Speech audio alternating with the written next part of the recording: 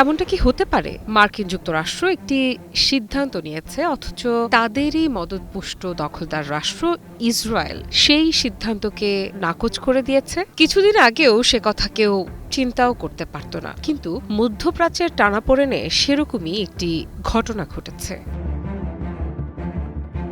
মার্কিন president Donald Trump যদি যুদ্ধ থামাতে চান আর ইসরায়েল যদি তা মানতে অস্বীকৃতি জানায়, তাহলে কি হতে পারে? যুক্তরাষ্ট্র ও ইসরায়েলের সম্পর্কের ইতিহাসে এমন প্রশ্ন খুব একটা শোনা যায় না, কিন্তু এবার ঠিক সেই ধরনেরই একটা বার্তা এসেছে ইসরায়েলের ভেতর থেকে।